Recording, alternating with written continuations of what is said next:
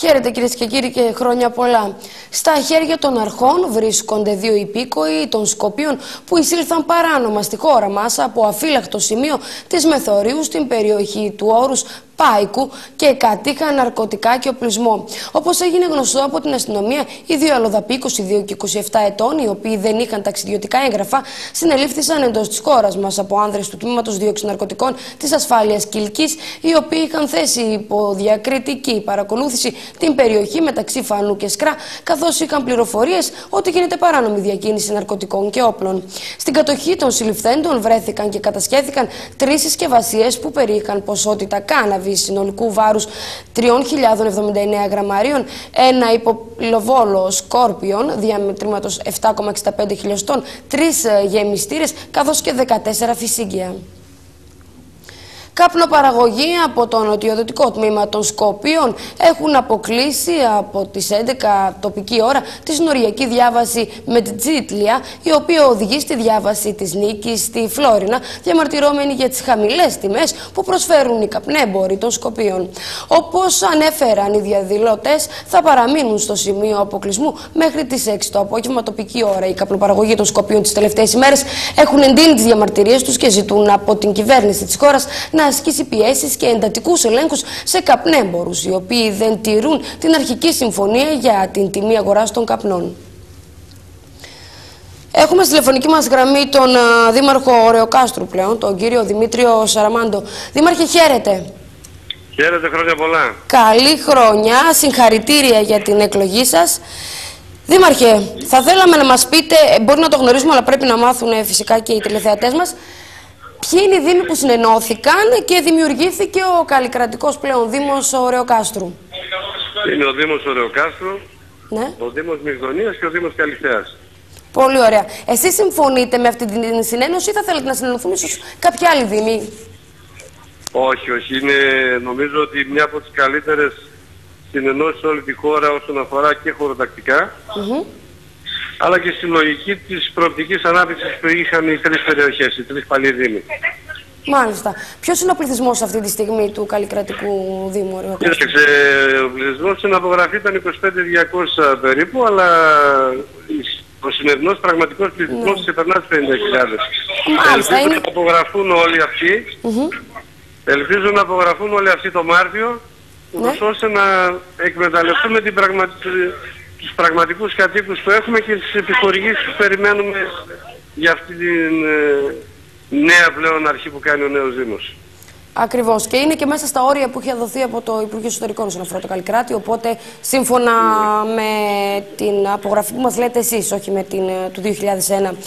Το 2001 ήταν η απογραφή τότε, αλλά σήμερα πλέον είναι με λογικό, την οικιστική έξαρση που είχε η περιοχή έχει ξεπεράσει 50.000 κατοίκους.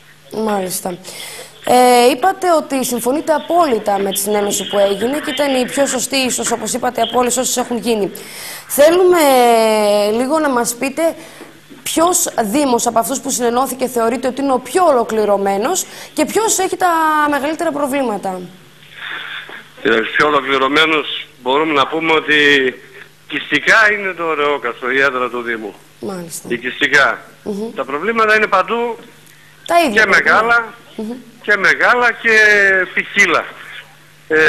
Βέβαια υπάρχουν ζητήματα και έργα τα οποία είναι σε φάση υλοποίησης, προγραμματίστηκαν, τα οποία ευελπιστούμε τα επόμενα 4-5 χρόνια να ολοκληρωθούν για να μειώσουν τα προβλήματα. Γιατί προβλήματα, κακά τα ψέματα, θα συνεχίσουν να υπάρχουν όσο υπάρχουν ως άνθρωποι.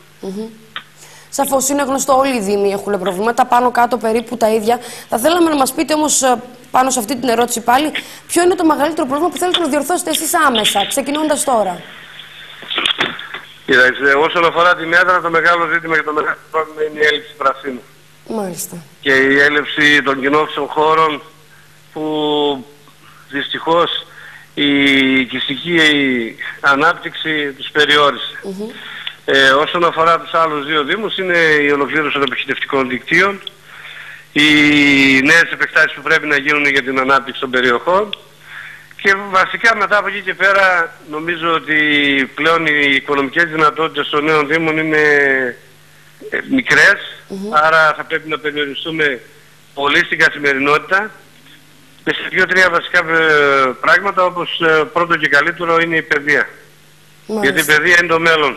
Άρα πρέπει να δούμε με πολύ μεγάλη προσοχή την κατασκευή των σχολείων που έχουμε ανάγκη, μιας και υπάρχει έλλειψη, και τη βελτίωση των υπαρχόντων. Αναφερθήκατε στην παιδεία και βλέπουμε πλέον ότι η σχολική στέγη έρχεται στα δικά σας χέρια. Αυτό από τη μία βέβαια είναι πολύ καλό, καθώς γνωρίζουμε ότι οι περισσότεροι δήμαρχοι γι' αυτό ασχολούνται και θέλουν οι περισσότερα σχολεία, γνωρίζουν το τι ακριβώς γίνεται στο Δήμο τους όσον αφορά αυτό το θέμα.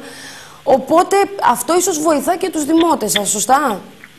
Κοίταξε, εγώ έχω πει πολλές φορές ότι τελειώσανε τα ψέματα και δεν υπάρχει περίπτωση να βρεθεί δικαιολογία από κανέναν ερετό δήμαρχο ότι φταίει ο νομάρχης ή φταίει ο Όσκι ή φταίει ο ένας και ο άλλος. Πλέον ερχόμενη σχετική αρμοδιότητα στους Δήμους είναι στα χέρια μας για την δρομολόγηση και την επίλυση αυτών των ζητημάτων.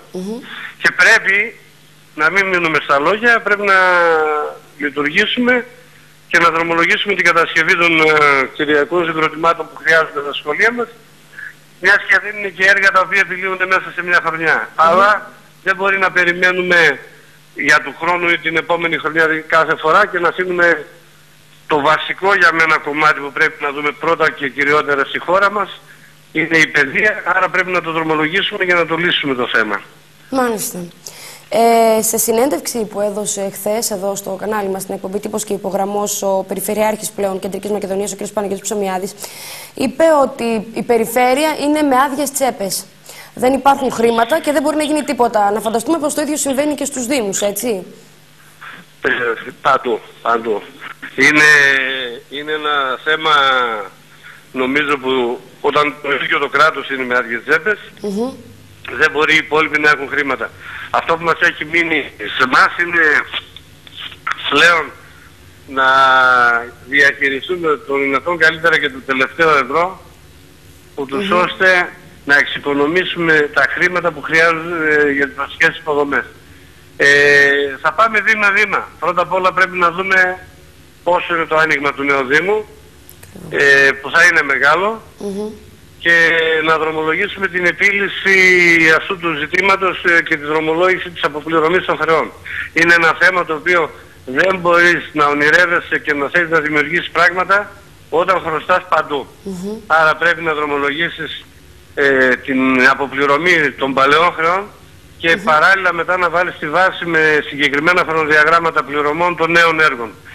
Γιατί πλέον δεν θα υπάρξει και άνθρωπος που θα μπορεί να σου κάνει κατασκευές χωρίς να πληρωθεί ή χωρίς να ξέρει συγκεκριμένα πότε θα πληρωθεί. Γιατί δυστυχώς όλο το ελληνικό δημόσιο βασίστηκε στο να χρωστάει. Φτιάξε και ας μην πληρωθεί. Δεν πειράζει, ήταν μια κακή νοοτροπία και μάλιστα μερικοί αιρετοί συνεχίζουν να την έχουν. Έλα μωρέ, να πληρώσουμε τους εργολάβους. Δεν είναι έτσι τα πράγματα. Πρέπει όταν ξεκινάμε να κατασκευάσουμε να ξέρουμε συγκεκριμένα πότε θα τα πληρώσουμε. Για να μπορούμε πλέον να έχουμε αποτελέσματα και να είμαστε και να ακούσουμε και αξιοπιστία. Μάλιστα. Είναι κατανοητό αυτό και σαφώς είναι και το πιο σωστό, όπως το αναφέρατε κι εσείς. Αυτό που θέλω να τονίσω εγώ και είπατε κι εσείς, εφόσον τα έργα έχουν μείνει στάσιμα, αυτό το γνωρίζουμε, δεν υπάρχουν χρήματα, δεν υπάρχουν πόροι, κονδύλια, δεν υπάρχει τίποτα για να ολοκληρώσει κάποιο έργο ή να ξεκινήσει κάποιο έργο ένας Δήμος. Εφόσον και υπάρχουν και τα παρακρατηθέντα, υπάρχει το ποσό που σας πήραν πριν 3-4 μήνες. Πώς θα πληρωθούν όλα αυτά, πώς θα πληρωθούν καταρχάς τα χρέη όταν δεν υπάρχουν καν χρήματα? Και πώς θα ξεκινήσουν τα καινούργια έργα εφόσον δεν έχουν δοθεί οι πόροι για τον Καλλικράτη? Καταρχήν πρέπει να διεκδικήσουμε τα παρακρατηθέντα ως ΚΕΤΚΕ, πάνω που είχε δρομολογηθεί και είχε αρχίσει να εφαρμόζεται μια αποπληρωμή των παλαιών παρακρατηθέντων. Είδαμε φέτος να παρακρατούνται πολύ περισσότερα από ό,τι πριν. Αυτά πρέπει να τα διεκδικήσουμε. Από την άλλη όμως, δεν πρέπει να δίνουμε σε δικαιολογία ότι μας τα κρατάει το κράτος και δεν μας δίνει χρήματα για να κάνουμε έργο. Εμείς πρέπει να κινηθούμε βάσει των ιδίων πόρων που έχουμε και παράλληλα να διεκδικήσουμε και αυτά που δικαιούμαστε γενικότερα. Αλλά πρέπει πρώτα απ' όλα να διαχειριστούμε τα έσοδα που πληρώνουμε όλοι μας στην καθημερινότητά μας ζώντας σε ένα Δήμο. Και είναι αρκετά, μπορώ να σου πω.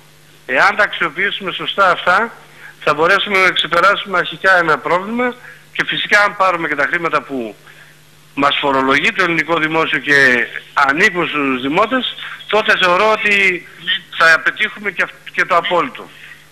Μάλιστα. Αυτό που θέλω να τονίσω εγώ είναι ότι οι Δήμοι κάνουν έργα χωρίς χρήματα. Αυτό που είπατε και εσείς πριν. Αν φανταστούμε ότι υπήρχαν όλα αυτά, νομίζω ότι όλα θα λειτουργούσαν πολύ καλύτερα και θα ήμασταν όλοι σε μια... θα λέγαμε όλοι ότι έχουμε έναν πολύ ωραίο και πολύ ολοκληρωμένο Δήμο, γενικότερα, για όλη τη Βόρεια Ελλάδα. Δεν το συζητάμε αυτό, σίγουρα. Το θέμα όμως είναι, το έχω πει πολλές φορές, πρώτα απ' όλα, κάθε δημοτική αρχή πρέπει να κλείσει το σουρωτήρι, να βουλώσει τις τρύπες από το σουρωτήρι που έχουν. Και αυτό, για να το εξηγήσω λίγο, δυστυχώς έχουμε διαρροές χρημάτων.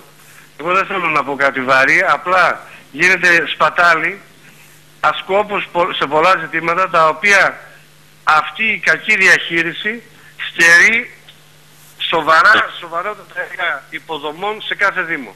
Εάν αυτό το καταφέρουμε, τότε νομίζω ότι θα μείνει χρήμα για να κάνουμε βασικά πράγματα.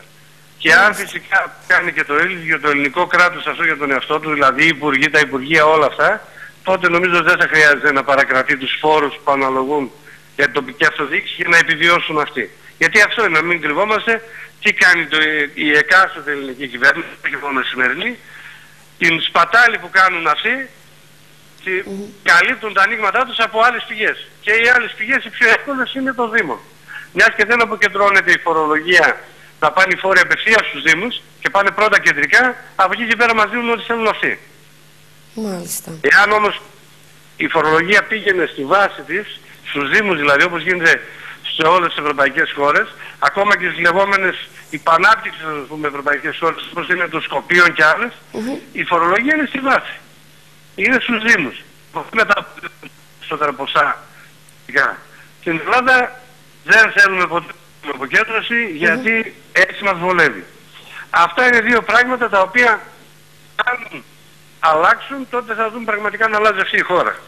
Και μετά το τελευταίο, φυσικά αν συμβούν αυτά, νομίζω πλέον θα εμπεδοθεί και μια άλλη παιδεία στον Έλληνα πολίτη, που θα γίνει πολύ πιο συνεπής στις υποχρεώσεις του, γιατί εγώ νομίζω ότι η ασυνέπεια που μας διακατέχει όλους όσον αφορά στις υποχρεώσεις, δηλαδή στους φόρους και γενικότερα στη διαχείριση των κοινών πραγμάτων, είναι γιατί εμείς οι αιρετοί από τους μικρούς μέχρι και τους μεγάλους δεν δείχνουμε συνέπεια στη διαχείριση αυτών των φόρων.